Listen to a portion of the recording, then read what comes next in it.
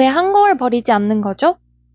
여러분은 조선 땅 역사상 가장 위대한 왕이 누구라고 생각하시나요? 또한 왕의 조건, 즉 리더의 조건이 무엇이라고 생각하시나요? 대한민국의 국민들은 보통 세종대왕이나 정조대왕을 뽑는다고 합니다. 세종대왕과 정조대왕은 수많은 정책들과 발명 등 깨어있는 왕들로서 한국에 큰 기여를 했다고 할 수 있죠. 하지만 영웅은 난세에 등장한다는 말이 있듯이 위기 상황을 해결하는 자가 진정한 지도자라고 할 수 있는데요.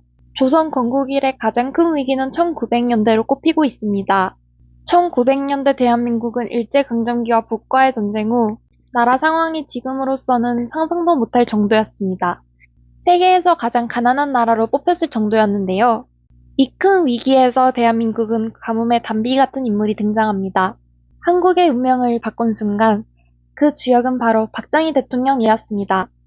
감히 저뿐만 아니라 세계 역사학자들이나 정치 전문가들이 이 시점에 한국을 박정희 대통령이 이끌었던 것이 한국 역사에 손꼽힐 만한 천운이라고 이야기를 합니다. 당시 박정희 대통령은 한국의 대표로서 한낱 외식 기자 따위에게 모두가 포기한 한국을 왜 포기하지 않냐는 질문을 받게 되는데요. 과연 영국 기자의 무례한 질문에 박정희 대통령은 어떻게 대응했을까요? 구독과 좋아요로 함께 알아보도록 하겠습니다. 한국이 세계에서 가장 가난한 나라로 평가되었던 그 어두운 시기, 1960년대 초 박정희 대통령은 전쟁의 상처로 찢어진 나라를 부흥시키기 위해 농업정책 추진을 용감하게 계획했습니다. 전쟁이 끝난 지 얼마 되지 않은 한국은 희망의 불씨조차 찾기 힘든 황폐한 땅으로 남아 있었는데요. 이런 상황에서 한국의 전쟁 후 상황을 취재하기 위해 한국에 온 영국의 한 기자가 청와대에 방문했었죠.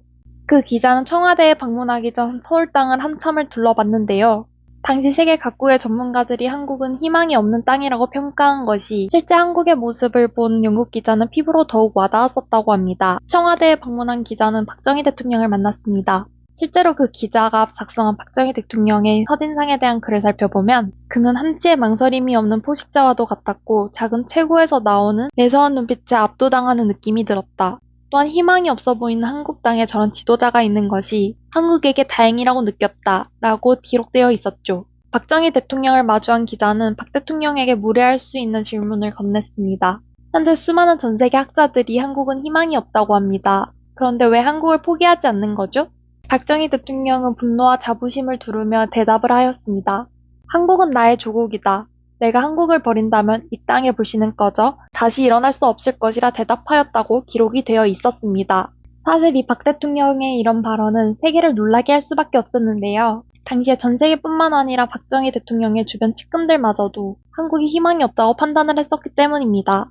이 말은 단순한 박정희 대통령의 허세나 과장이 아닌 박정희 대통령의 나라에 대한 깊은 애정과 헌신을 표현한 것으로 해석됩니다.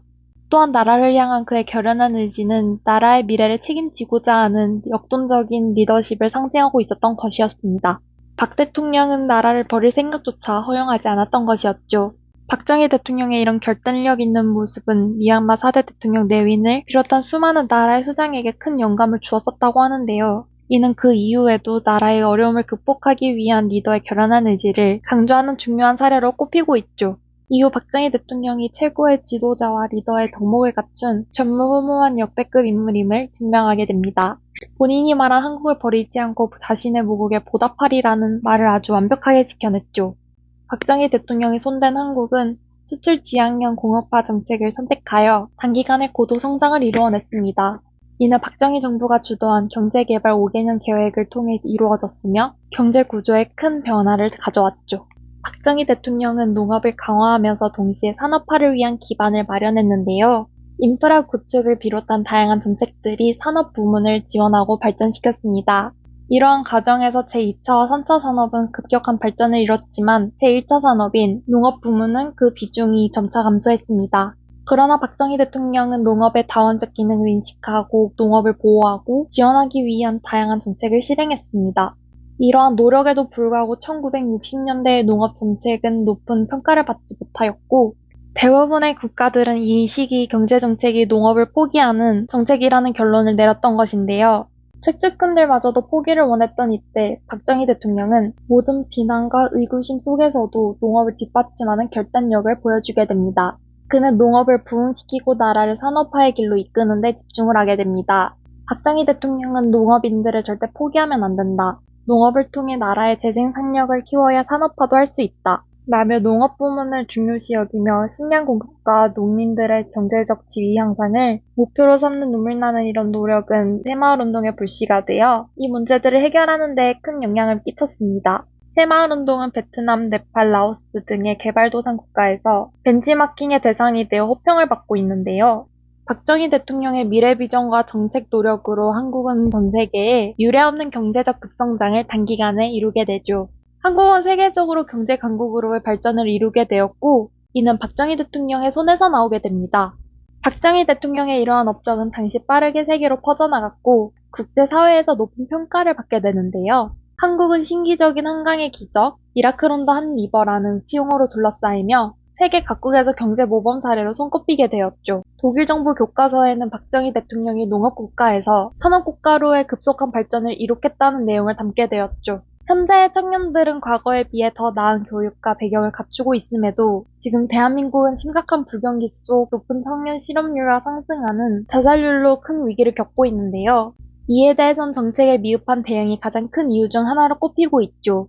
정부의 일자리 창출 및 경제 지원 정책이 청년들에게 효과적으로 전달되지 못하고 있습니다. 때문에 현재의 경제 위기 극복에는 미흡한 면이 있다는 의견도 다양하게 속출되고 있는데요.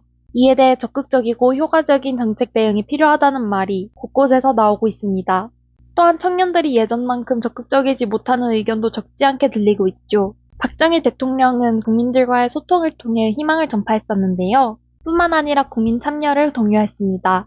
현재 박정희 대통령 같은 위대한 지도자가 매우 필요한 상황으로 보입니다. 박정희 대통령은 위기 속에서 탈출구를 찾고 국민들과 손을 맞잡으며 함께 어려움을 극복하여 미래를 향해 나아갈 희망을 공유할 것입니다. 만약 박정희 대통령이 있다면 현재 위기에 대한민국을 구해낼 수 있을까요?